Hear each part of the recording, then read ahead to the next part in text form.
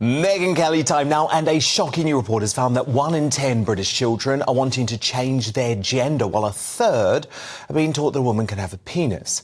But it's not just in schools where gender extremism is taking hold, as this week Megyn has been engaged in a high-profile row with star Hollywood actress Charlize Theron over whether drag queens should perform in front of kids. And the pair already have history, with Charlize playing Megyn in the 2019 blockbuster Bombshell about Fox News.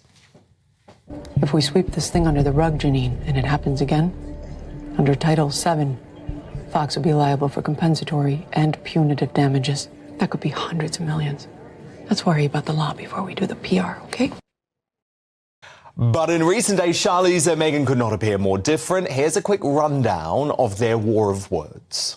We love you, Queen. We love you, Queen. We're in your corner, and we've got you, and I will anybody up who's like trying to with anything with you guys. So why doesn't Charlize Theron come and me up? Because I'm 100% against her on this. So, Megyn, that was quite a challenge to Charlize. It's gone all around the world. You got on with her previously, right? When she... No, we don't know each other. You don't know each other at all? Okay. Mm-mm. And no. So now? So look, I have no ill will toward her. Yeah. She, I had nothing to do with that movie. They basically stole my book and made it into a movie, which is fine. But it wasn't my thing. And she seems like a nice person. She's a fine actress. However, she doesn't know what she's talking about. And like most actors and actresses, she should just stay in her damn lane, because when they try to be pundits, things start to go south fast. She's trying to make some sort of an appeal, I guess, to her woke left-wing fans. She's probably woke and left-wing too. And by saying, you go queen, slay queen, yeah, drag queens, okay, without knowing what the actual controversy is about. These bills that she was trying to comment on and that they're raising money against here in the United States are not trying to say adults like Dan or Megyn could not go into a bar and watch a drag queen show if we wanted to. They are trying to say these performers are not appropriate for young children, and that they should not be showing up at school libraries or public libraries that are doing drag queen story hours for children when they're dressed in inappropriate bondage gear, because it sexualizes children at an inappropriate age. And that is what the controversy is over. The controversy is not over grown-ups going into consensual establishments and watching entertainment. That's what they try to make it sound like it's about. So what's really important to Charlize and the people doing her little raise money for drag queens telethon seems to be getting sexual content in front of children. Why the heck is that so important to them? They need to take a moment and ask themselves, what about this is important to me? Because the answer might be rather disturbing. This is fine. Okay, you can show this person sitting there. I think this is inappropriate, but that's not what it's about. We have video after video of men dressed as women going in front of children and gyrating with the thigh-high boots and the bondage gear and fake prosthetic breasts hanging out, wiggling them in front of toddlers who just look confused and referring to themselves down south in Rio with the P word over and over and over and over while they wiggle their bottoms and twerk. No, it's inappropriate, and it actually is grooming. Yeah, no, I know. We've actually seen that sort of footage before. We have showed it on the show before, and it is incredibly disturbing. I think the other worry that we've got here, Megyn, is that Charlize was actually encouraging physical violence against people who disagree with this extreme gender ideology. We've seen a case in the UK in the past couple of weeks of a trans Starbucks employee actually physically attacking two customers who happened to misgender the woman standing behind the counter who claimed that she was non-binary. I had those two customers on my show last night. They said, we're not transphobic at all. We just looked at this person who was a woman and politely described her as a lady. And they actually, the trans person actually physically attacked them, and the police are now investigating. So that's what really concerns me about the rhetoric from Charlize. It's almost as if she's encouraging drag or trans violence.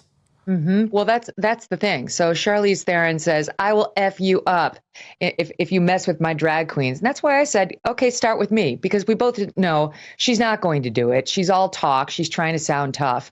But who knows who she's inspiring? Because we play videos on my show day after day of yet another whacked out member of this community. Their activists are the worst, threatening to shoot anybody who stops them from using a restroom of their choice.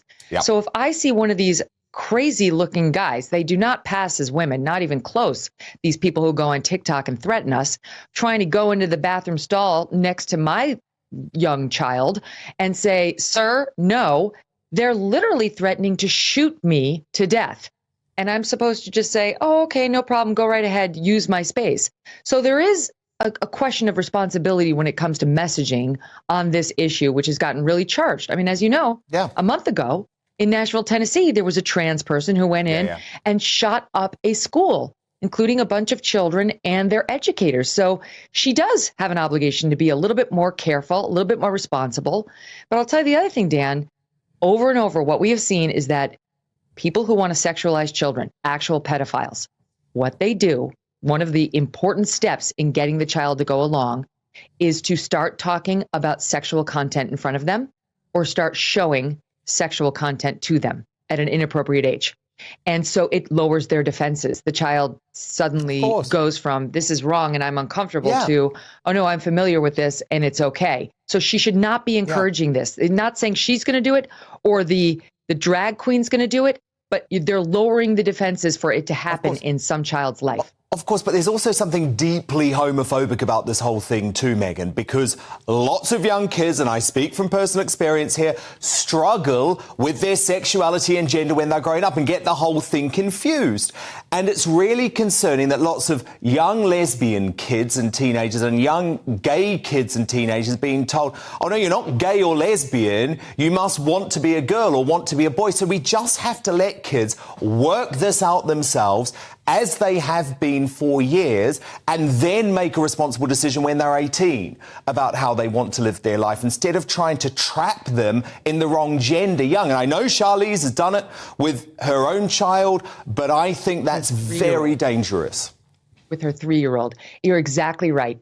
The studies show that over 90% of these children, if left alone, will get over any gender confusion and revert back to their biological sex. But they also show that when you pop them on puberty blockers at a young age, it arrests that development that would return them back to their biological sex. And so you're really setting them down a path that is irreversible. It's a new form of conversion therapy to try to get little gay boys to somehow now be straight girls. Just let kids be kids. Absolutely. Megyn Kelly, host of the Megyn Kelly Show podcast. You've got to subscribe on YouTube as well. And we will speak next week. Megyn, thank you so much. Great to see you.